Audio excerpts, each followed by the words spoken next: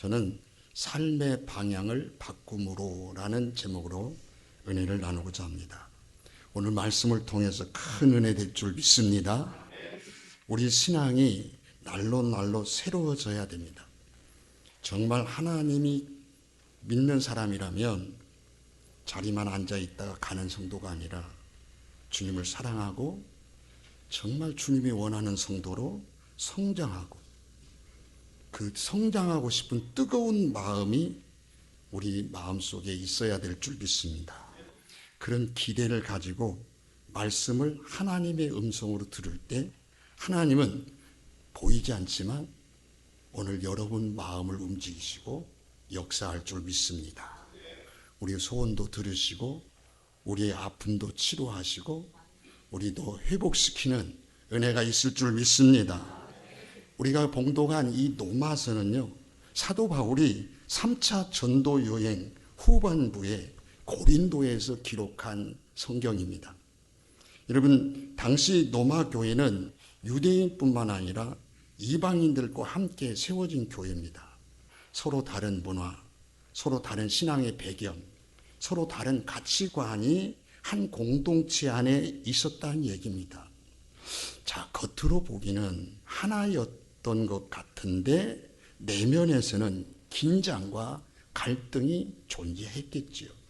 그래서 노마서는 단순한 교리서가 아니라 복음 안에서 어떻게 하면 하나가 되는가, 이것을 제시해주고 있기도 합니다. 여러분, 이 노마서를 우리가 크게 나누면 두 부분이에요. 1장에서 11장까지는 무엇을 우리가 믿을 거냐, 교리라고 하는 이야기를 합니다.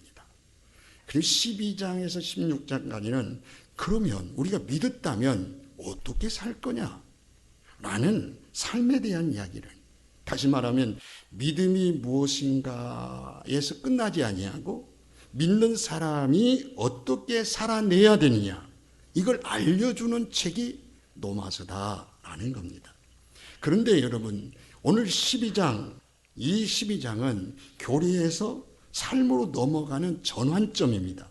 다시 말하면 여러분 11장 1절을 한번 보세요. 뭐라고 하냐? 그러므로 형제들아, 이렇게 말하고 있어요. 이 그러므로라는 단어는 단순히 접속사가 아니라 이제는 결론을 말하겠습니다. 지금까지 모든 내용을 삶으로 연결하겠습니다. 그런 강력한 전환의 표현입니다.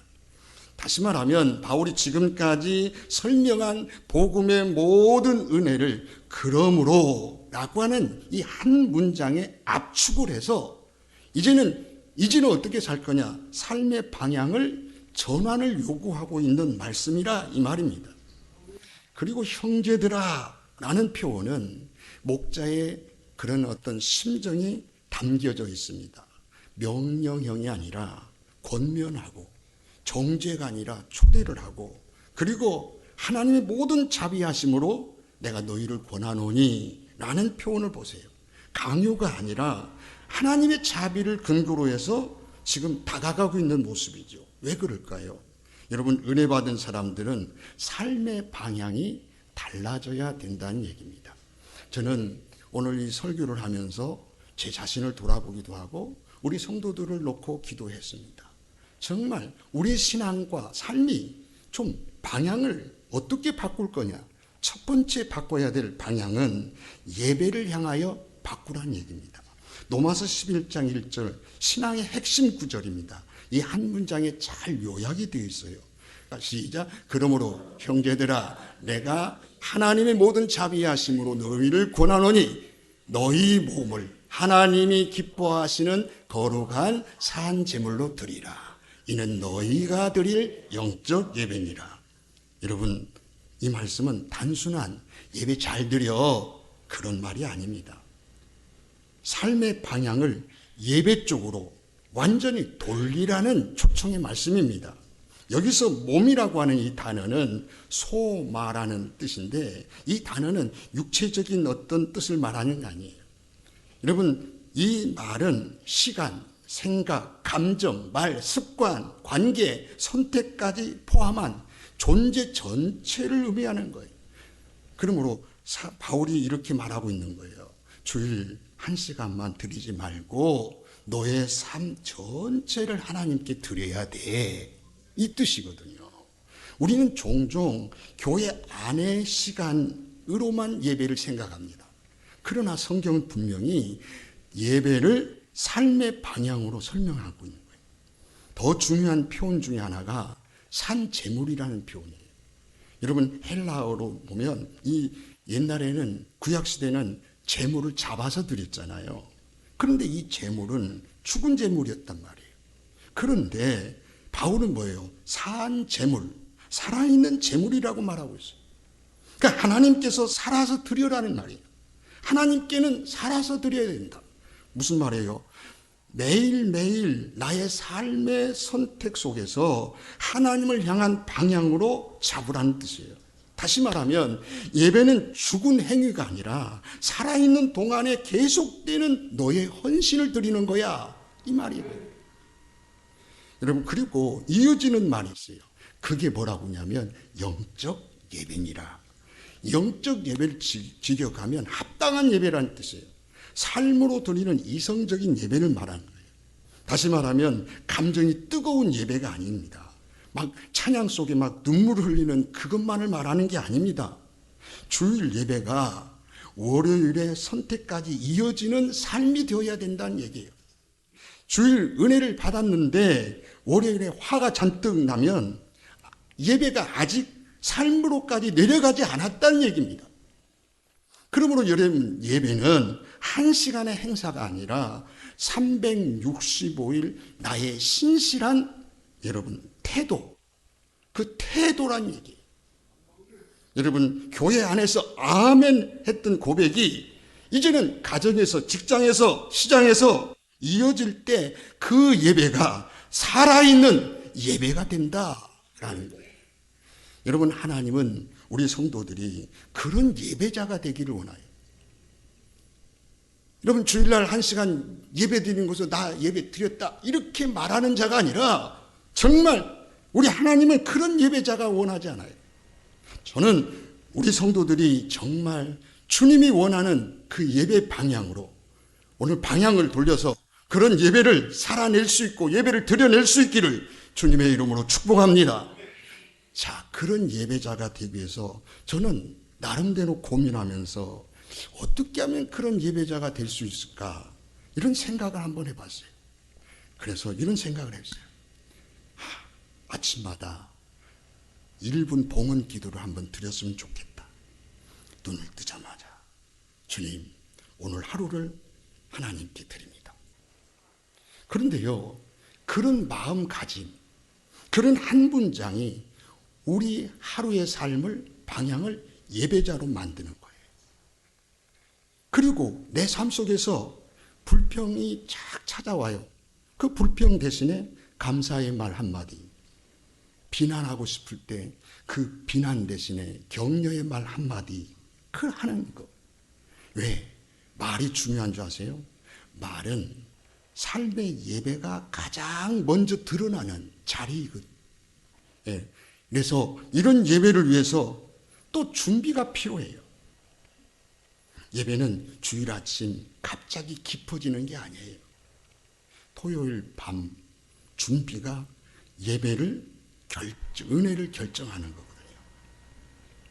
잠을 조금 일찍 주무시고 말씀 한 절을 더 보고 내일 예배를 위해서 기대감을 가지고 하나님 앞에 간절히 기도할 때, 그리고 일찌감치 나와서 이런 사모하는 마음을 가지고 하나님 앞에 기도를 올려드릴 때 예배가 깊어지는 거죠. 예배가 예배다워지는 거죠. 그 예배가 내 삶을 쫙 감동시켜서 그 삶으로 이어갈 수 있는 힘을 주는 거잖아요. 예? 여러분, 예배는 건물 안에서만 드려지는 게 아니에요. 내 삶의 자리에서 이어져야 되는 거예요. 하나님은 우리의 완벽함을 보지 않아요. 방향을 먼저 보신단 말이에요. 오늘 하루의 방향을 하나님께 돌리는 거예요. 이 작은 선택 하나가 삶 전체가 예배가 되기 시작하는 시작점이라는 사실입니다. 자, 우리 모두 예배의 방향을 하나님께 돌립시다. 두 번째, 여러분, 우리의 삶의 방향은 세상을 향하여 방향을 바꾸라는 거예요. 그래서 2절에 이렇게 말하고 있어요. 너희는 이 세대를 본받지 말고. 무슨 말입니까요? 여러분, 바울은 예배의 방향을 말한 뒤에 곧바로 세상을 향한 방향을 말하는 거예요. 왜 그럴까요? 예배는 교회 안에서 시작이 되지만 삶의 현장에서 증명이 돼야 되는 거예요. 여러분, 그래서 세대라는 말이 있어요. 세대, 헬라어로 아이온이라는 뜻인데, 이것은 아이온한 말은 단순한 시간의 흐름이 아니에요. 연령층을 말하는 게 아니에요. 하나님이 없는 가치관이 지배하는 시대적 정신을 말하는 거예요. 다시 말하면 세상적 사고방식과 기준을 말한단 말이에요. 그래서 이 세대를 본받지 말라. 이 말은 시대를 떠나라. 그런 말이 아니고 이 시대의 틀에 네 자신을 끼워 맞추지 말아라. 그런 뜻이군요. 본받지 마라. 예. 이 단어는 형태를 맞추다, 틀에 끼우다 그런 뜻이에요. 그럼 마치 반죽의 틀에 같은 모양으로 계속 찍어나는 것과 같은 거죠. 세상은 우리를 자꾸만 세상에는 가치관에 우리의 삶을 막 찍어내려고 해요. 예? 남과 비교하게 만들고 더 가져야 행복한 것처럼 말을 하고 뭔가 빨리 성공해야 되는 것처럼 막 속삭이죠. 문제는 이런 세상의 기준들이 우리 안에 자연스럽게 자리 잡기 쉽다는 얘기입니다. 비교하고 원망하고 막 불평하고 욕심, 쾌락 이런 것들이 밖에서만 오는 게 아니에요. 우리 마음 안에서 자라고 있어요. 그런데 이건요, 노력을 안 해도 잡초처럼 자동적으로 생겨요. 왜? 세상에서 살아가니까. 세상의 소리를 듣고 살아가니까. 네? 여러분, 이런 것들이 자꾸만 온답니다. 그래서 이것들을 이겨낼 수 있기 위해서는 뭐가 필요한지 아세요? 하나님의 은혜가 필요한 거예요. 네. 여러분 보세요. 은혜는 단절이 아니라 우리의 기준을 변화시키는 힘이 있거든요. 세상은, 여러분, 성경은 세상과 단절을 하라고 말하지 않습니다. 세상 속에서 살아가되 제발 세상 방식으로 살지 마라. 세상 방식으로 살지 마라. 이 말이거든요. 그러므로 우리가 은혜를 받았다는 것은 뭐냐면 교회에 더 많이 오래 나온다는 얘기가 아니라 삶의 기준이 달라졌다 이 말이에요. 성공의 기준이 달라지고 행복의 기준이 달라지고 관계 방식이 달라지는 거예요. 그래서 말이 달라지고 생각이 달라지고 관계 태도가 달라져야 되는 거예요. 그래야 은혜가 소멸되지 아니하고 그 은혜가 내 삶을 변화시키는 거예요. 여러분, 우리는 하루에도 수없이 순간순간 세상의 기준 앞에 서 있게 돼요. 그래서 그 세상의 기준으로 자꾸만 나를 보면 왜 나만 이래? 저 사람들은 저렇게 잘 되는데 왜 나는 왜 이렇게 부족해? 이런 생각이 반복하면 반복할수록 마음의 은혜가 서서히 메말라 버려요. 은혜가 메말르면요, 우리 예수 믿는 사람은 죽는 거예요. 그래서 바울은 우리에게 권면하기를 본받지 마라. 본받지 마라. 무슨 말이에요? 세상의 틀에 들어가지 말라는 거예요. 세상의 틀에. 우리가 세상이라고 하는 기준의 틀에 들어가지 않기 위해서는 반드시 은혜의 힘이 필요한 줄 믿습니다. 옆 사람에게 격려해줘. 은혜의 힘이 필요합니다. 지금은 하나님의 은혜가 지금 여러분 속에 임하고 있잖아요. 은혜의 힘이 필요한 거예요. 은혜의 힘이. 그런데 우리가 이 은혜의 힘을 가지려면 여러분 작은 실천의 노력이 필요해요. 하나님, 제가 서 있는 참 이 자리만도 너무 감사합니다. 하루를 시작하면서 이런 고백이 필요한 거예요. 이제 다른 사람과 다른 상황과 비교하는 것을 멈추란 얘기입니다. 우리가 그것을 비교를 멈출 때 비로소 뭐예요? 마음의 평안이 오늘 시작이 되는 거예요. 하나님의 은혜가 충만해지는 거예요. 여러분, 또 살다가 보면 막 여러분 불평이 올라올 때, 자, 여러분 불평이 올 때 진짜 필요한 게 뭔지 아세요? 불평하는 게 아니라 그때 감사한 순간을 딱 떠올리면서 감사를 고백하는 게 필요하거든요. 그게 믿음으로 은혜로 사는 사람들의 모습이잖아요. 여러분, 그래서 생각의 방향을 바꾸는 거예요. 그리고 여러분, 소비보다 나눔의 삶을 실천하는 거예요. 여러분, 작은 나눔의 사랑을 실천할 때 세상의 흐름을 거슬리는 거예요. 거슬러 올라가는 거예요. 거슬러 올라가는 거예요. 세상의 가치관, 세상의 기준을 거슬러서 여러분 올라가는 은혜의 힘이 작동하는 겁니다. 그래서 나눔은 마음의 중심을 바꾸는 놀라운 힘이 되는 줄 믿습니다. 그리고 누군가를 세워주는 말을 하세요.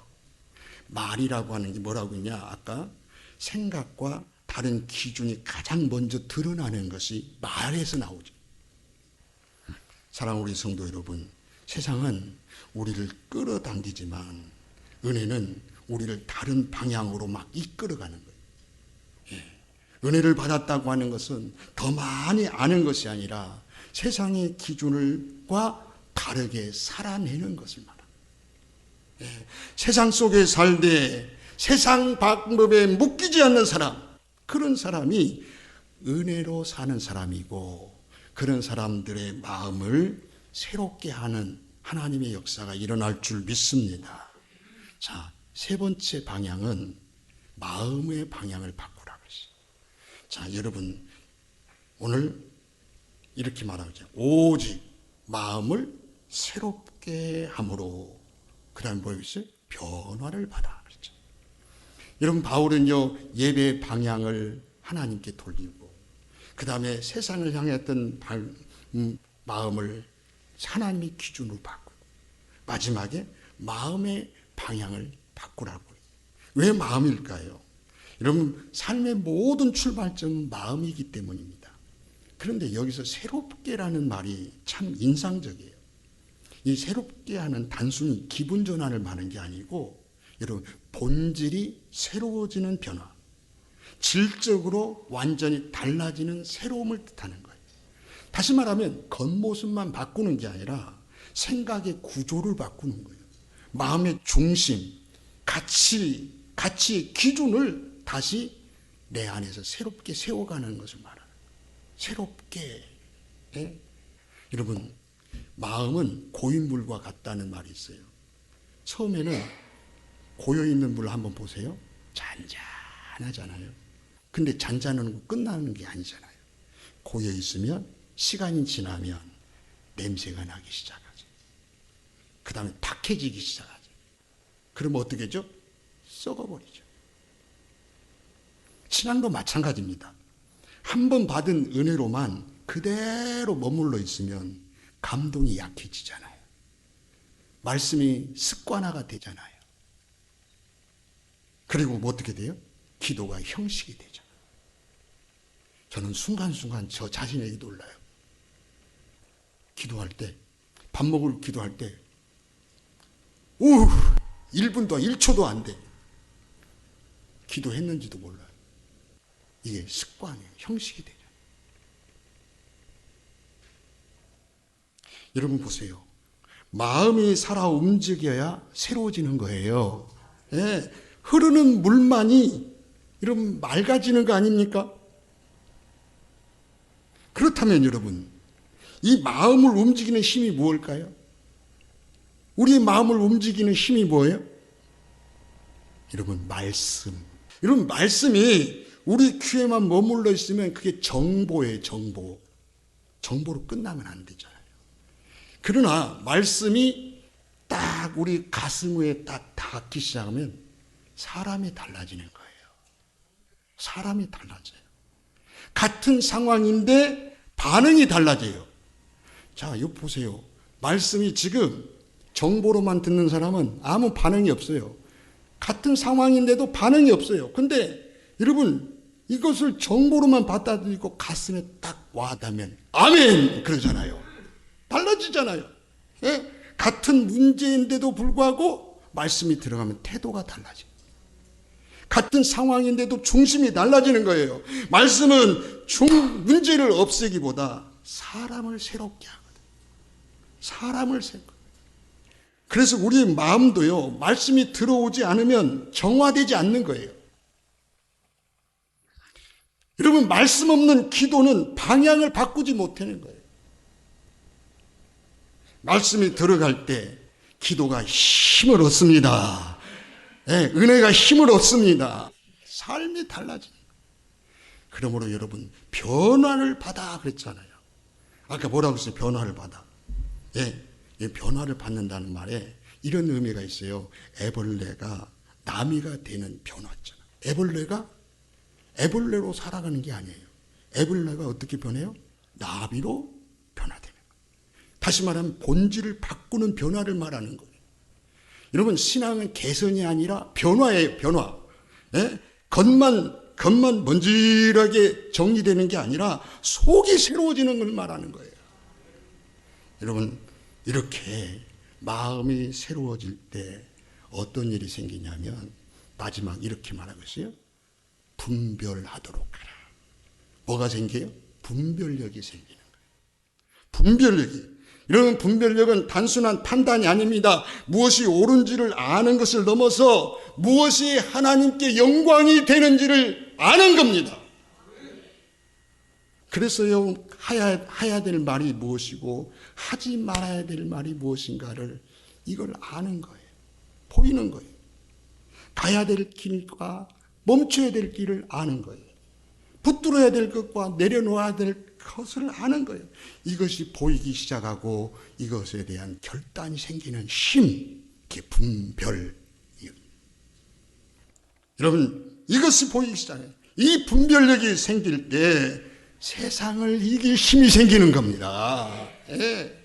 세상에 살지만 세상의 가치관으로 안 살고, 예. 세상에 살지만 하나님의 사람으로 사는 거예요.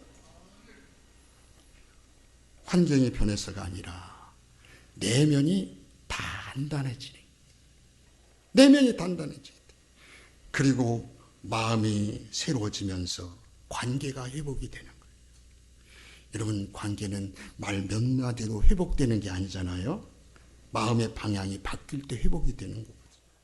마음이 새로워지면 상대를 바꾸려고 하기보다는 내 태도가 먼저 바뀌어지는 거예요.